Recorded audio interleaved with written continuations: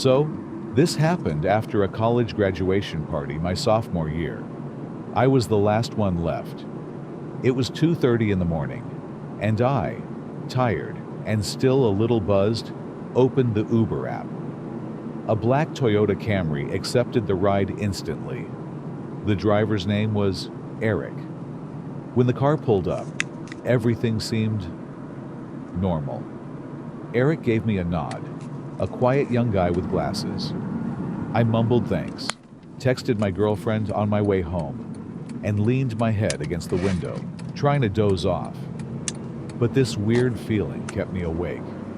The road we were on seemed way too dark and deserted, even for a Sunday night. I opened my Google Maps to check the route. My location was a little blue dot, moving along a nameless gray road, cutting through a completely blank area on the map. No street names, no landmarks, nothing. I figured my connection was just bad. I tried to make conversation. "Long drive, huh?" I said. Eric didn't turn around. He just pointed a finger forward, toward the phone mounted on his dashboard. I looked closer at his navigation screen. It wasn't the standard Uber or Google Maps app. The interface was dark, with roads the color of blood red, and symbols I'd never seen before, looking almost like ancient runes. Our blue dot was blinking on the edge of an area marked with a symbol that looked like an eye. "What app are you using, man?" I asked, my voice starting to shake. Eric finally looked at me, and in the blue glow of the screen, his eyes looked eerily hollow. "A shortcut," he said, his voice completely flat. "Number, no way." I discreetly pulled out my phone and started recording, pointing the camera at the windshield. We were speeding down a pitch-black forest road. The pavement had given way to a bumpy dirt path. And then I saw them. Figures, standing silently among the trees, just off the road. They weren't moving. They just stood there.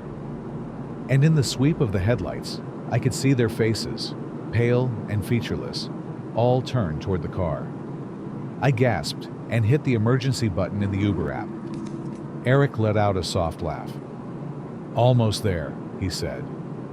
The car suddenly swerved onto an even smaller path, leading toward a dilapidated industrial building with shattered windows. I knew I had no other choice. The second the car slowed to turn into the gravel lot in front of it, I swung the door open and bolted, sprinting into the pitch-black woods. I ran without looking back, hearing Eric's car roar away. I hid in the bushes for almost an hour, shaking, before I dared to crawl out and call my girlfriend to share my location and come get me. When the police arrived, they found no building. They said I was in the middle of a massive nature preserve, with no structures for miles in any direction. I deleted the Uber app that same day. But sometimes, I still go back to that video I took. In one frame, as the car speeds past, you can clearly see one of those figures, pale and blank, and if you pause it at just the right moment, it looks like it's smiling.